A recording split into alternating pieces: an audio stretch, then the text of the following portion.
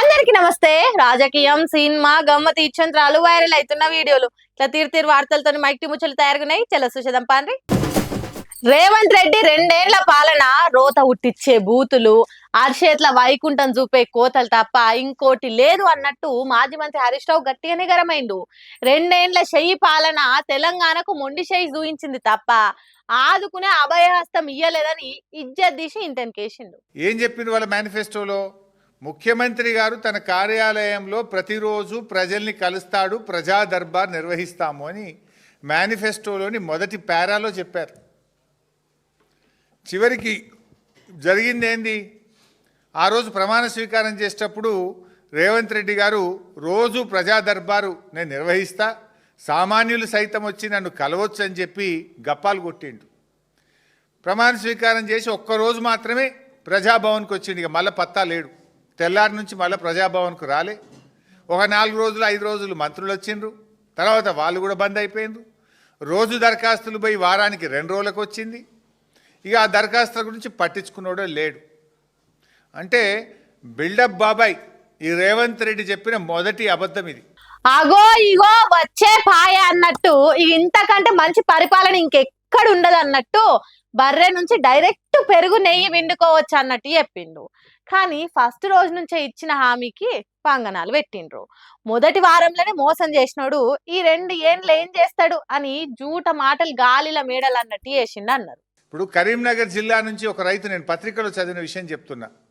గొడుగు నాగరాజు అనే రైతు ప్రజాభవన్కి వచ్చి ఫిర్యాదు చేసిండు. ఆ గొడుగు నాగరాజుకు సెల్ ఫోన్లో మెసేజ్ వచ్చింది, నీ సమస్య పరిష్కారం అయిపోయింది అని. నిజంగా చూస్తే ఈరోజు కూడా పరిష్కారం కాలేదు. అంటే నీ ప్రజాభవన్, నీ వేదిక ఎట్లా పనిచేస్తుంది? నువ్వు పోయింది లేదు, నీ మంత్రులు పోయింది లేదు, ఇచ్చిన దరఖాస్తులకు కనీస పరిష్కారం కూడా లేకుండా పోయింది. అంటే ఇలా ప్రజాభవన్ అనేది ప్రజలకు ఉపయోగపడతలేదు. జల్సాలకు, విందులకు, వినోదాలకు కేర్ ఆఫ్ అడ్రస్గా ప్రజాభవన్ను మార్చిండ్రు. పొద్దున బ్రేక్ఫాస్ట్ మీటింగ్లు, మధ్యాహ్నం సెటిల్మెంట్లు, సాయంత్రం గానా బజానాలు, సంగీతులు, పెళ్లిళ్ళు, రిసెప్షన్లు, ఎంగేజ్మెంట్లు, దీనికి వేదికగా ప్రజాభవన్ మార్చిండ్రు. ఇంత దానికి ప్రజాభవన్ అని కాదు, సర్కార్ ఫంక్షన్ హాల్ అని పేరు మారిస్తే మంచిగుండు అన్నట్టు చేసిండ్రట. అందుకే పేరుకే ప్రజాభవన్. అక్కడ ప్రజల సమస్యలు పరిష్కారం పత్తకు లేకుండా పోయిందట. ఇక ఈ 2 ఏళ్ల కాలంలో మహా జోరుగా ఊదలగొట్టిన రెండో ముచ్చట జాబ్ క్యాలెండర్ అన్నట్టు దాని గురించి చెప్పిండు. జాబ్ క్యాలెండర్ మేము అసెంబ్లీలో గట్టిగా అడిగినాం. ఓ జాబ్ క్యాలెండర్ పెట్టిండ్రు, చర్చ లేకుండా పారిపోయిండ్రు. అది జాబ్లెస్ క్యాలెండర్ అయింది. అరే ఏమైందా అని జాబ్ క్యాలెండర్ ప్రకారం ఎప్పుడు నోటిఫికేషన్లు ఇస్తావు అంటే జాబ్ క్యాలెండర్ నోటిఫికేషన్ రాలేదు, కానీ మద్యం దుకాణాలకు నోటిఫికేషన్ ఇచ్చిండు. 2 నెలల ముందే ఇచ్చిండు నోటిఫికేషన్ మద్యం దుకాణాలకు.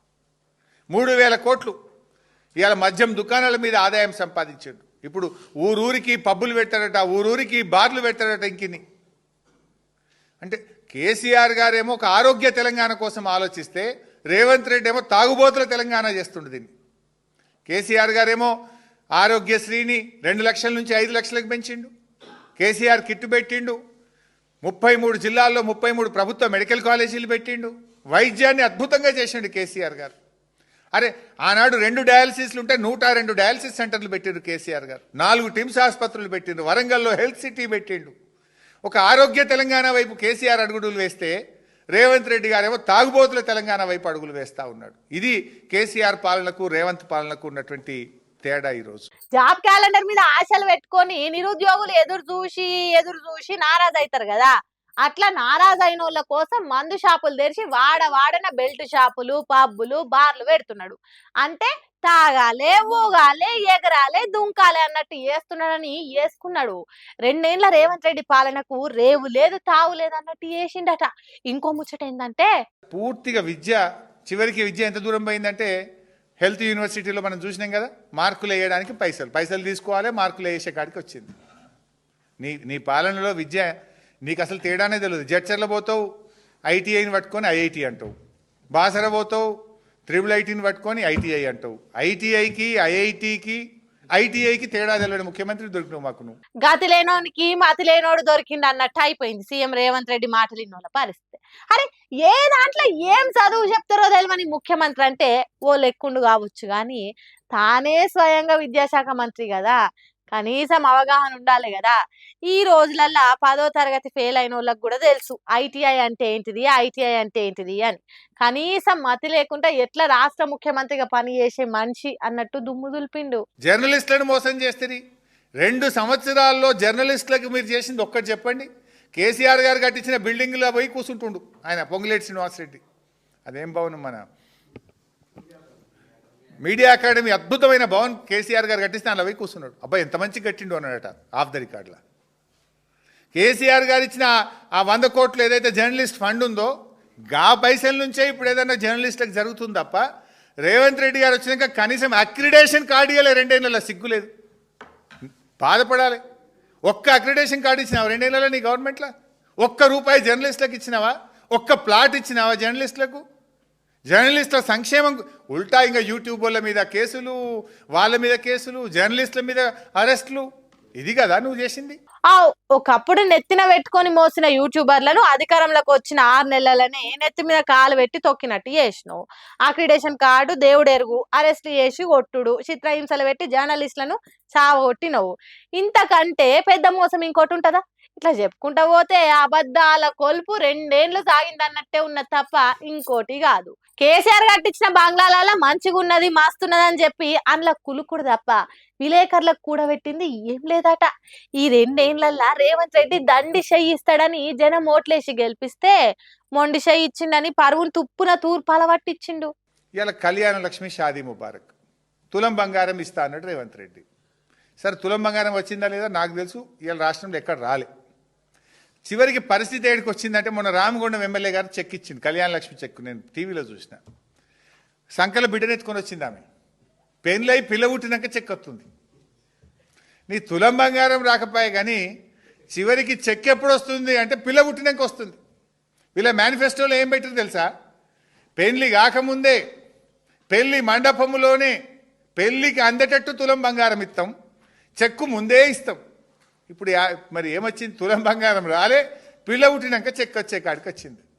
ఇవాళ కళ్యాణ లక్ష్మి కింద ఈ రాష్ట్ర ప్రభుత్వం 980 కోట్ల రూపాయలు బకాయి పడ్డది.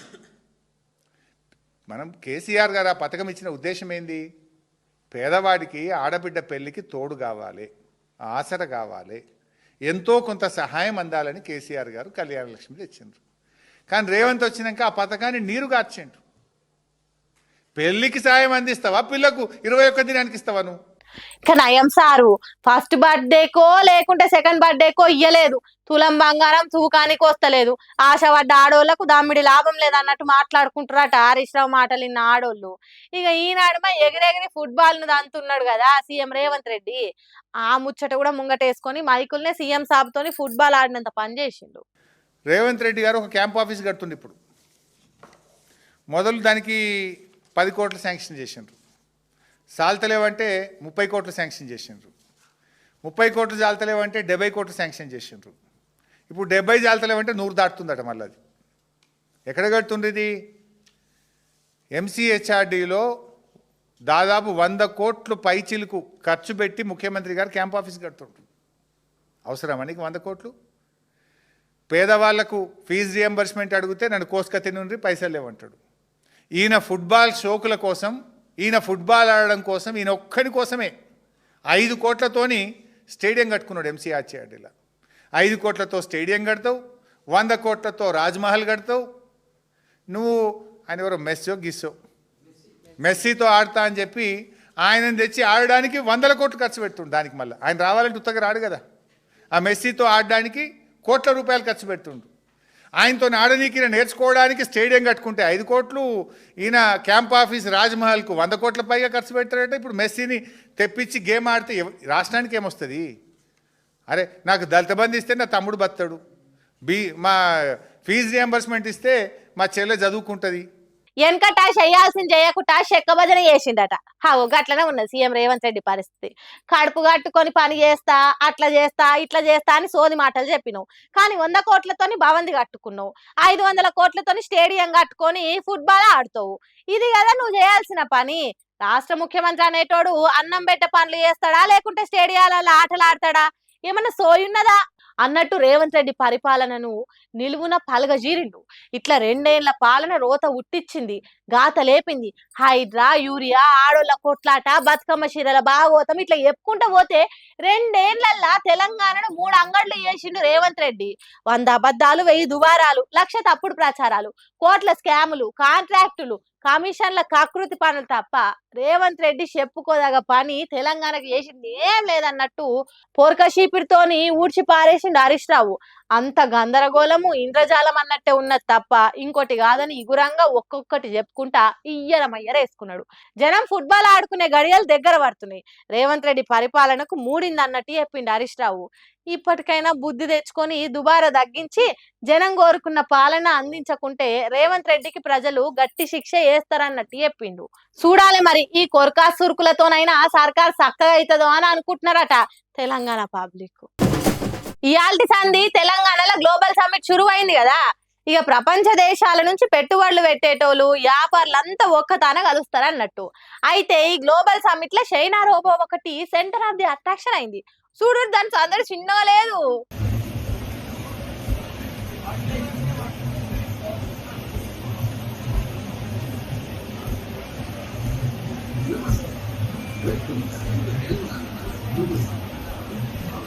రేవా చుట్టపోలు దోస్తులు కలిసే మనం చేతి లేపి ఎట్లా వల్కరిస్తామో అట్లనే వచ్చిన వాళ్ళందరికి హాయ్ చెప్పి షేక్ అండ్ ఇచ్చి వల్కరిస్తుంది. ఒకవేళ ఎమోషన్స్ ఉంటే చిన్నగా నవ్వు అట్కాయిస్తుండే కావచ్చు.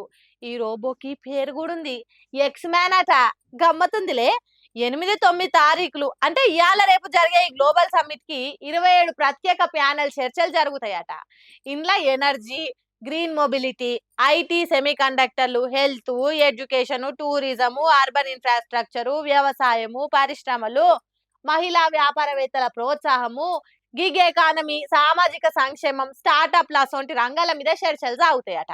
మరి దీనివల్ల మన తెలంగాణకు వచ్చేది ఏంటంటే ఈ అన్ని రంగాలల్లో తెలంగాణ అభివృద్ధికి పెట్టుబడులు, టెక్నాలజీ, కొత్తదనం ఇట్లా అన్నిట్లల్లో తెలంగాణ భవిష్యత్తుకు ఎటువంటి తక్లీఫ్ కావద్దని చేస్తున్న కార్యం ఇది. చూడాలిగా ఇదేదో మీది మాటల బిల్డప్ లెక్క సాగుతుందా, లేకుంటే తెలంగాణకు అక్కడికి వచ్చేదేమన్నా ఉందా అని. వచ్చాడు వచ్చాడు వచ్చాడు, రావడం లేట్ కావచ్చు కానీ రావడం మాత్రం పక్కా అనుకుంటూ వచ్చేసిను మన పాల్కాక. ఏమైంది సారు, ఎట్లరు, ఏం కదా? ఆరోపణలు ఇన్వెస్టిగేట్ చేయమని సిబిఐ, ఈడీ ఎంక్వైరీ చేయమని శుక్రవారం స్టేటస్ కో తీసుకొచ్చారు.